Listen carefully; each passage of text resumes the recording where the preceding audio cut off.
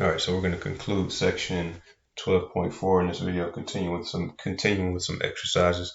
So we're still on page 786, and we're going to start with number 16,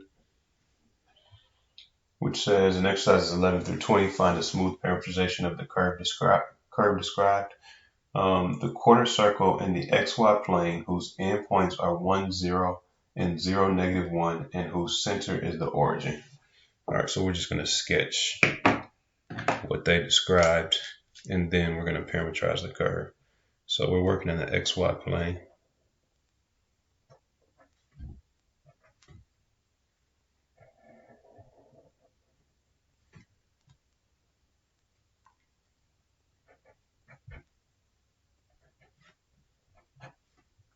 And they said the quarter circle with endpoints 1, 0,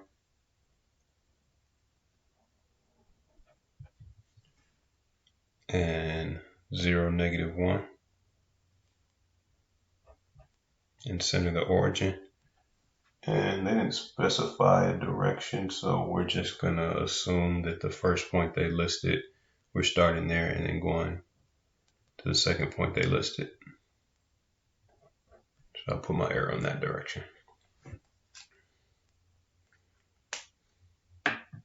All right, so now we saw in number 14, which is the last problem in the last video, how to parameterize a circle and that circle wasn't centered at the origin, nor did it have the radius 1, but we end up using a parameterization that involves sine and cosine. So in general, your unit circle is going to be given by the parameterization x equals cosine t, y equals sine t, where t varies between 0 and 2 pi. We have a quarter of the unit circle, and that parameterization that I gave goes in the counterclockwise direction. Here we're going in the clockwise direction. So if you have to go in the clockwise direction and you need to parameterize a circle, a unit circle, you would have x equals cosine of t, and then y equals negative sine t to go in the clockwise direction. But this would give us the entire unit circle. So we only want a quarter circle. So we want a portion of this. So we're going to vary. T is going to vary from 0 just to pi over 2. And that will give us this portion of the circle going in that direction. All right, next let's look at number 18, which has the same directions. So we're parameterizing, and they want us to parameterize the graph of f, where f of x equals x squared plus 1. All right, so f of x equals x squared plus 1, and we're to parameterize the graph of f. So in one of our videos, I told you all if you have a function of the form y equals f of x in 2 dimensions, and it's a continuous function, then you can use the parameterization x equals t, y equals, or x equals t, y equals f of t. So we're going to use that here, x equal t, y equal f of t, which tells us that our parameterization is x equals t, y equals t squared plus 1. Or if you wanted to write it also in a vector form, which we could have done for any of these, you can write it in the form t comma t squared plus 1. So if you wanted to write the previous problem in that form, you could also write it in vector form as well, because you know what the x and the y are. All right, next, number 22.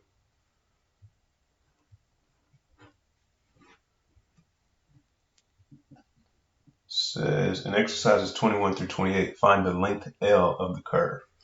All right, here they give us a curve R of t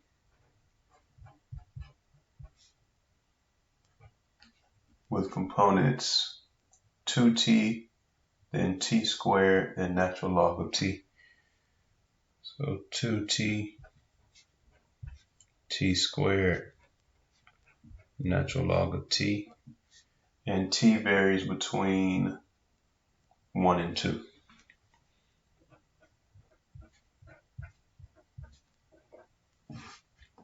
and we're to find the length of this curve.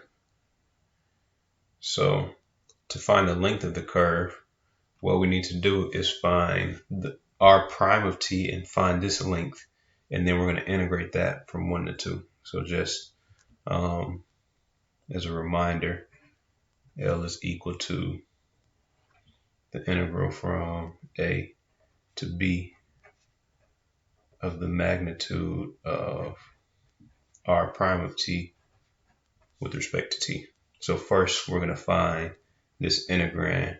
Our a is 1, our b is 2, and then we're going to evaluate the integral.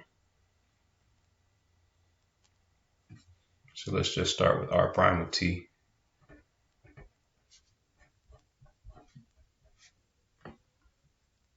And remember, to take the derivative of a vector function, you just take the derivative of its individual components and you leave that as a vector. So 2 and 2t, and then 1 over t. And now we need to take the magnitude of this vector. So the magnitude of r prime of t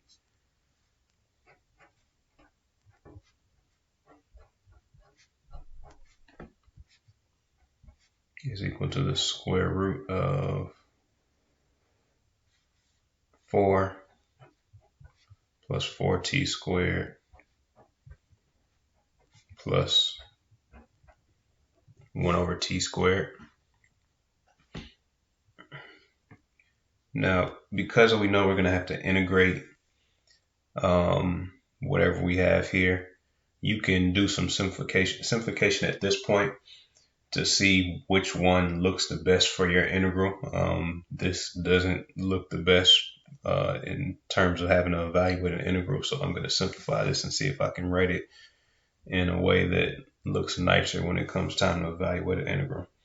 So this is a perfect square, and if you look at, and you'll run into integrals like this, magnitude of r prime t looks something like this quite often, and you all probably saw, I think in calculus 2 you would see integrands that look like this quite regularly. Calculus 1 or 2, I can't remember. But this right here is a perfect square, and that is too. But the key things that I want to look at is, in evaluating this integral, I would like to get rid of the square root if I have something that's not linear underneath here, and this is not linear. So hopefully I can get rid of the square root. If it were linear, it's just an easy U substitution problem. Otherwise, it can get sometimes difficult if your integrand just has a square root and a square root alone. So I want to get rid of that if I can. So I want to find a perfect square to get rid of the square root. So this is a perfect square. This is 2t quantity squared. This is a perfect square. This is 1 over t quantity squared. And you can start there and see if that works out. If you have trouble figuring out what perfect square you have, start with 2 of the perfect squares, sum those, and see if that works, which for most of these problems it actually will work. So this, and it does work for this one, this is 2t plus 1 over t quantity squared. That's what we have here. And now we can get rid of that gets rid of the square root with the square. So this equals 2t plus 1 over t. So now we're ready to go ahead and evaluate our integral.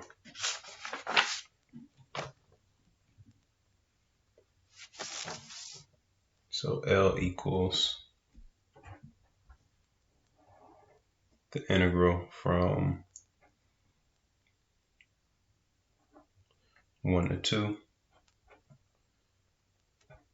of the length of r prime of t with respect to t, which equals the integral for us from 1 to 2 of 2t plus 1 over t with respect to t. Oh, and one thing to make note of here, when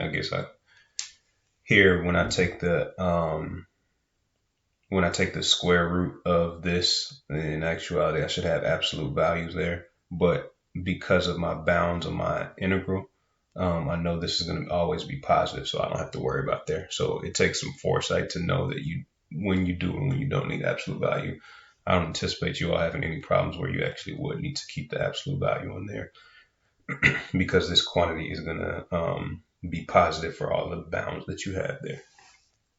All right, I'm not going to go and evaluate this integral. You all know how to do that, but that would be the next step you would take, is to actually evaluate the integral there. All right, next we're going to do number 26. So I'll just put little equal signs here so you know to continue that.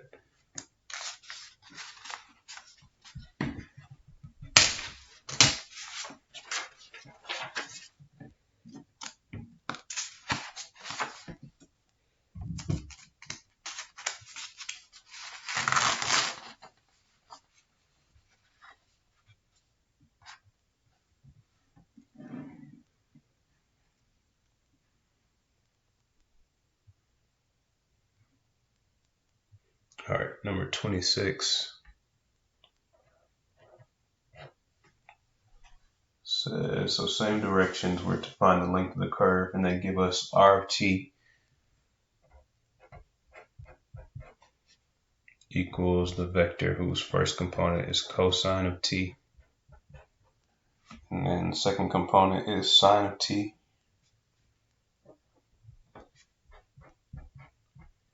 and the third component is t to the 3 over 2.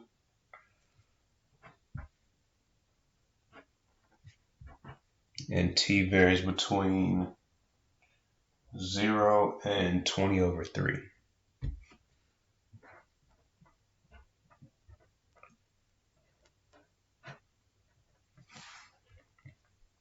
All right, so now I'm just going to, instead of writing down the formula again, you're welcome to write down the formula again. At this point, I'm going to dive into taking the derivative. So r prime of t, derivative of cosine is negative sine of t. Derivative of sine is cosine of t. And then the derivative of t to the 3 halves is 3 halves t to the 1 half. All right, now we need to go ahead and take the magnitude of r prime of t.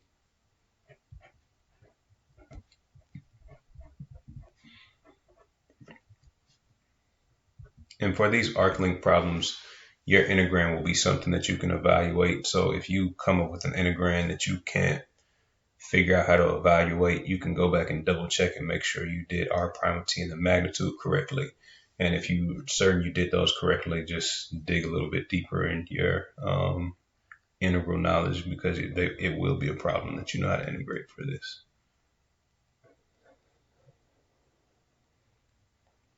All right, so here we're going to get sine squared t plus cosine squared t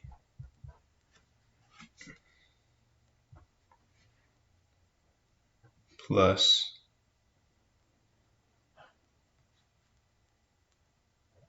(9 over 4) times t. All right, so this, just the sine squared t plus cosine squared t, just reduces to 1. So we get this is equal to the square root of 1 plus 9 over 4 t. Now, as I mentioned in the last problem, that if we have a square root in our integrand and whatever we have inside of that square root is linear, it's just a u substitution. So you can still evaluate this fairly easily. It just becomes a little more difficult if, say, for instance, that were a t squared, or a lot more difficult if that were a t squared. All right, so now L equals the integral from 0 to 20 over 3 of the square root of 1 plus 9 over 4 t with respect to t. And I'll let you all evaluate that integral. If you have questions about evaluation of some integrals, by all means, feel free to send me an email or post a discussion and ask me. I'm happy to answer them. And we'll do one more problem from this section. We're gonna go back and do number 7, since we have a few minutes left.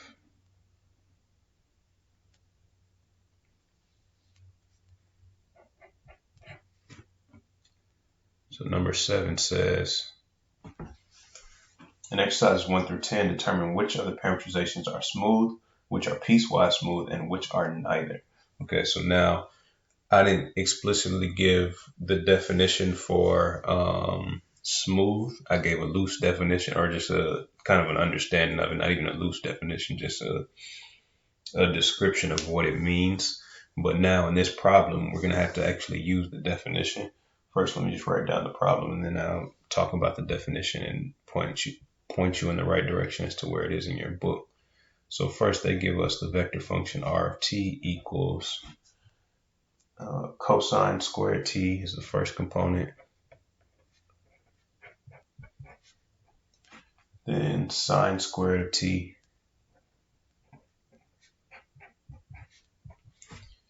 And then t squared. All right, so to determine if a vector function is smooth, or is smooth if and only if r prime of t is not equal to 0 for any t in your domain, then you know it's smooth. So what we're going to do is take the derivative of this vector and see if it's equal, and ensure it's not equal to 0 anywhere. And if it is equal to 0 somewhere, then we can determine whether it's piecewise smooth or it's just not smooth at all. So for the most part, we are going to run into stuff that's piecewise smooth or smooth. For all of your like length problems, they always will be piecewise smooth or smooth, and your parameterizations that you come up with are going to be piecewise smooth or smooth, because we're 9 times out of 10 coming up with them to do something with those parameterizations later, which we'll be doing something with those as we move further and further along in the course. So here we're just going to start with, actually, I said I was going to tell you where this definition was in your book. The definition is on page 780, definition 1215. So page 780, definition 1215. And there's an example in your book as well. There are a couple of examples. So examples 2, 3, 4 are all examples. So in examples 2, 3, and 4 in your textbook. So what we're going to do is take the derivative. So r prime of t is equal to -2 cosine t sine t, and then 2 cosine t sine t, and then 2t. All right, so we want to check, according to this definition, we want to see when is this equal to 0. So you could set this equal to the 0 vector and solve for t, is what you're doing. Or in this scenario, you will be kind of doing by inspection. You don't necessarily need to go through trying to solve. So for t equals 0, that's 0. And if t equals 0, both of those signs are 0. So all of these will be 0, meaning this would be the 0 vector for t equals 0. So, so r prime of 0 equals the 0 vector. And this is what we do not want. So the only time that this thing is the 0 vector is at t equals 0. So if we say if t is not equal to 0, then this thing is smooth for all values where t is not equal to 0. So that makes this piecewise smooth because there is only this one quote unquote cusp and I just use cusp because that's what I use in my loose description of smooth versus piecewise smooth. The only problem spot is t equals 0. Everywhere else, this thing is smooth. So that means it's piecewise smooth.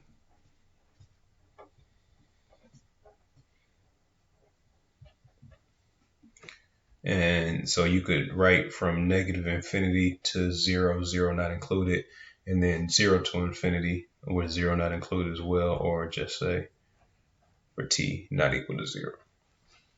All right, so that concludes section 12.4, and we'll start section 12.5 in our next video.